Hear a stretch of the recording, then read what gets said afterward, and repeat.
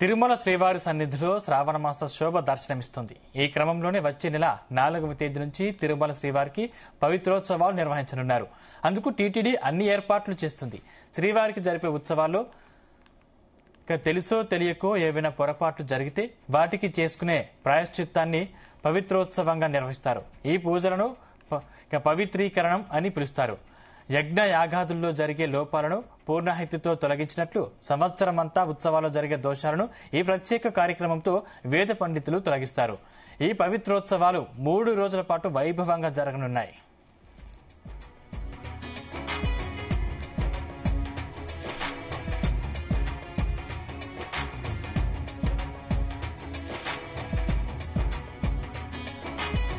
తిరుమల ఆనంద నిలయంలో పవిత్రోత్సవాలు జరుగుతాయి.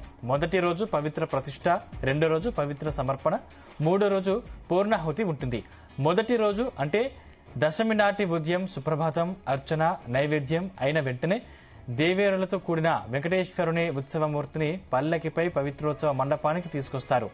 ఈ మండపంలో అర్చకులు 7 హోమగుండాల్లో అగ్ని ప్రతిష్ఠ చేస్తారు. పవిత్రోత్సవంలో స్వామివారికి, అమ్మవార్లకు సహస్రధారాలతో అభిషేకం చేస్తారు. ఉత్సవమూర్తులకు పూసిన చందనాన్ని భక్తులకు ప్రసాదంగా ఇస్తారు.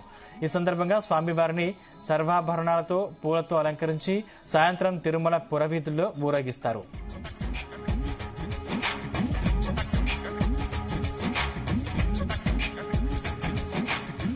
రెండో రోజు శ్రావణ శుద్ధ ఏకాదశి రోజు హోమం నిర్వహిస్తారు. ప్రత్యేకంగా రూపొందించిన పట్టు దండలను ఆనంద నిలయంలోని స్వామివారికి కిరీటం పైన మెడలో హారంగా వేస్తారు. స్వామివారి శంఖచక్రాలకు, నందక ఖడ్గానికి, వక్షస్థలంలో వెలసిన శ్రీదేవి భూదేవిలకు ఆలయంలోని దేవతామూర్తులకు సమర్పిస్తారు. ఆ తర్వాత తిరుమల కొండపై వెలసిన ఇతర దేవతాగణానికి ఈ పట్టుదండల్ని సమర్పిస్తారు.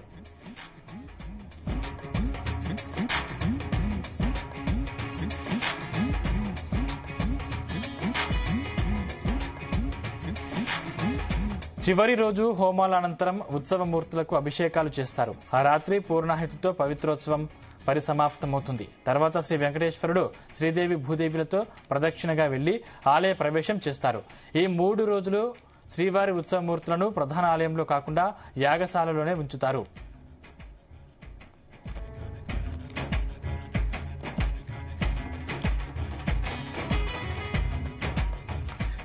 తిరుమల పవిత్రోత్సవాలకు ఎంతో చారిత్రక నేపథ్యం ఉంది.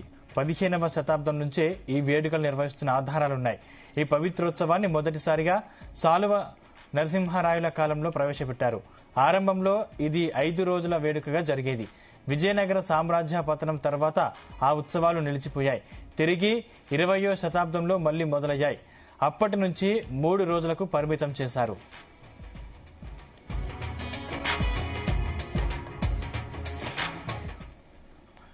ఇవి బులెటిన్ అప్డేట్స్.